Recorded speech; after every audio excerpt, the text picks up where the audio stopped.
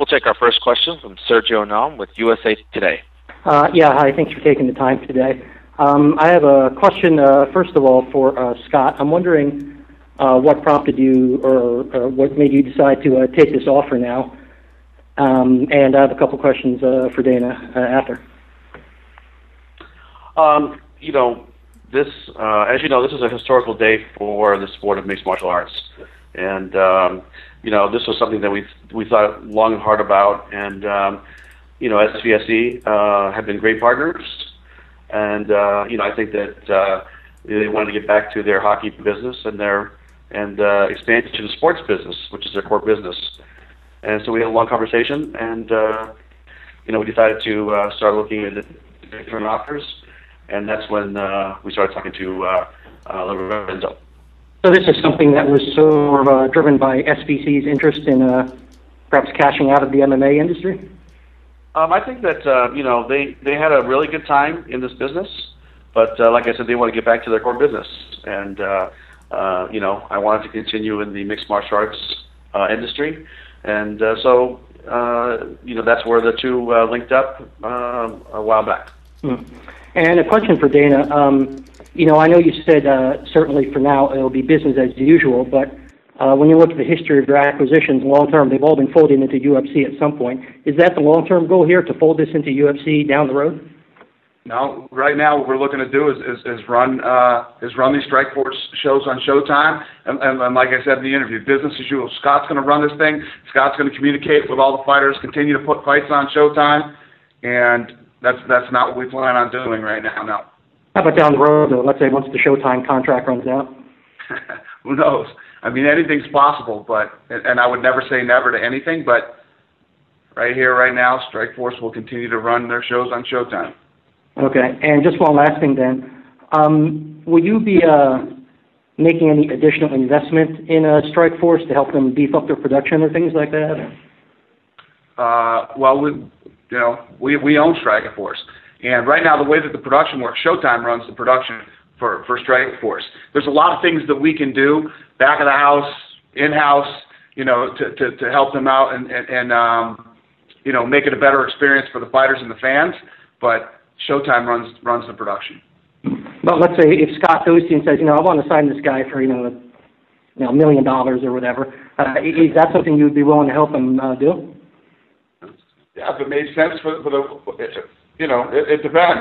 What guy out there does he want to sign for $1 million? I mean, the reality is, we're both in this business, and I'm sure there's going to be guys that Scott does want to sign. I'm sure there's guys he's looking at right now, and it's business as usual. All right, great, thank you. We'll take our next question from Neil Davidson of the Canadian Press. Yes, can I ask first, how many fighters are under contract to Strikeforce right now? I believe the number is around 140 contracts. Okay. And Dana, what would you say to, competition is often good in business because it keeps people honest. It gives people who are trying to find work a chance to go to different places. Now you basically own the dominant shows in North America. Is competition taking a hit here? No, there's always going to be competition. There's tons of shows that happen every weekend all over the world. There's always going to be competition. What we're doing is we continue to expand and grow the sport and grow this business. I said it 1,000,000 times, and I'll say it 1,000,000 more. We need more fighters. As we continue to do all the shows that we're doing here in the United States, all these guys that fight for Strikeforce just, now work for the biggest mixed martial arts organization in the world. Nothing wrong with that. This is Lorenzo, too, and it's really a positive for the fighters, too. I mean, working for a company like Zuffa, they're dealing with a company that has vast financial resources. So from the standpoint of them, continue on and their contracts being honored, it's good for them to be with a good, healthy company. Obviously, that's true. I mean, you lead the way, and you've gone all over the world. But if I'm a fighter and I'm an elite fighter, do I have any other options than to fight for you?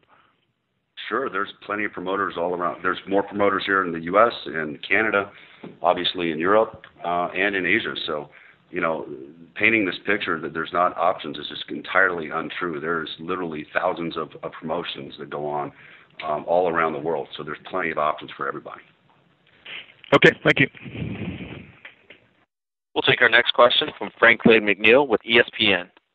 Okay, my first question for you guys is, and I guess Lorenzo and Dana will probably be best, but to answer, but does this deal mean or open the door for UFC to appear on Showtime or CBS in the future, the near future? We're really in the early stages here. Literally, we haven't even had a chance to sit down and meet with the Showtime guys yet as far as what the future holds. But as we have right now, there's a contract in place where Strikeforce is going to deliver 16 fights to Showtime. And, if they want to do something beyond that, then we'll certainly sit down and talk to them. But it is something you're interested in. We talk to different networks all the time. And as you guys know, we have the ability now, we've always had the ability under our contract with Viacom and Spike to do shows on network TV. And as of so far... And on subscription. And on subscription, which Showtime and HBO fall into. But so far, we have not been able to do a deal with any of those networks that makes sense for us from a financial standpoint, from a business standpoint. Not to say that, we're certainly willing to sit down and continue to talk about that going forward. But as of yet, we haven't been able to figure that out. Okay, now I know Strikeforce is being operated as a separate entity, but will we see the Octagon now used in Strikeforce? No, we'll continue to use the Hexagon. Is that correct? That is currently there. The one change that we're going to implement as promoters of the show is going to be the unified rules that we use in the UFC. Okay. I spoke to Gilbert Melendez, the Strikeforce lightweight champion. He was really excited about the deal in the sense that he's hopeful of competing against the UFC champion one day. And again, I know you guys are talking separately, but is it possible MMA fans could see a super fight with a guy like a Gilbert Melendez and say a Frankie Edgar? Well, I wouldn't count anything out. I wouldn't say no to anything. Listen, at the end of the day, what we want to do is put on the best fights that the fans want to see. That's our job. So, yeah, if there's an interest in that and the fans want to see it, as Dana says, that's what we do. We'll take our next question from Dave Metzler with Yahoo Sports. Hi, guys. A couple of things. Lorenzo, I think you just mentioned something about unified rules. So does that mean that elbows on the ground are now going to be legal on Strikeforce shows? Correct. Okay, that's what I assumed that meant. How long is the Showtime contract for? My understanding is it extends through 2014. To 2014. Oh, that's longer than a lot of people thought.